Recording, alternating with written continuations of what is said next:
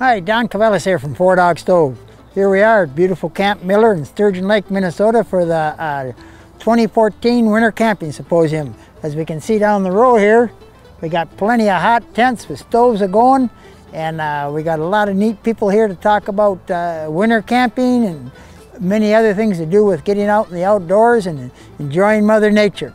So we're going to kind of do a little walk through here and kind of show some of the different setups, and maybe we'll talk to some of these folks while they're here enjoying the great outdoors and finding out how to have a great time in the outside. There we go. Now here we got a feller.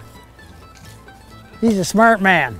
Old Jim here, he can sit there and he takes what would have been traditionally a little pop-up fish house, and he modified it to use with a stove and a hot tent. Now, did you make your own stove then, Jim, or did you buy one? I made a barrel stove out of a piece of 8-inch stovepipe. There you go. There you go. Now, see, that's the thing. A lot of people got to understand. You don't need to spend a lot of money. You don't have to go buy from me or buy from the tent maker. Use your ingenuity. Be creative. Make do with what you got. And I bet you grew up on the farm or pretty close to it, didn't you? Pretty close to it. Pretty close to it. So he's used to doing for himself, not looking for other people to do for him. Would you mind showing us your stove? Oh. So I got to thinking, how can I make a stove? And I just took stovepipe, cut it, put two ends on it, put it together, put two ends on it. I used the conduit for legs, and I bought the stovepipe from a place out of Texas. It's a telescopic stovepipe. They made all of this. They put a damper in there for me. Everything fits together really nice and tight. I need this, especially in the fall when I do a lot of fall camping, because if any ashes fall out, they fall on the ground and they could start a fire. The guy was kind enough to give this to me. I gave him a couple of my beer tickets.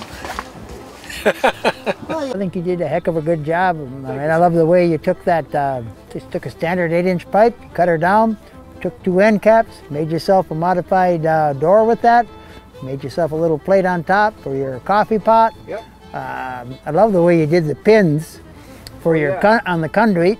I can raise or lower to whatever size I want. Right, and you got a nice angle, so it gives you good angle outward on the legs, so it gives you good stability. You've got it centered inside your tent, so you're getting all that heat, good equal distribution.